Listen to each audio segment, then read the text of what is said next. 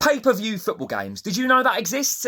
Was you aware that that's a thing that is out there that exists even though you pay for a subscription to something? Because that is exactly what happened tonight between Germany and Portugal in the Nations League. And don't get, I know you're going to go, oh, it's a Nations League game. It doesn't matter, this, that, level. But what you're not understanding is by allowing pay-per-view to slowly creep in, it perpetuates it. It allows people who are mugs like me who will pay to watch that football game, which wasn't really a bad football game, ultimately for them eventually to see other networks and go, we can afford to charge fans to do this. And they've tried this in the past. Because you may have forgotten, but in the middle of COVID, this existed. This genuinely existed. Sky Sports were doing this. It actually wasn't specifically their fault. The Premier League and I think the majority of Premier League clubs had voted for this to be a thing, and there was massive uproar, and eventually it was scrapped. They were charging $15.99 for games. It was utterly ridiculous, and they were coining it as match tickets or whatever because fans can go to the games. But the point is, this is becoming a problem. Amazon have been trialling pay-per-view this season with some League One games, and yes, they have the option of you not having to have an Amazon Prime account to purely pay for those games. And again, you can call me a cynic, but I think this is a problem as well. Next season, TNT are going to be showing FA Cup games free to view currently, but by inviting a broadcaster that usually charges people to watch sport on it to show those games,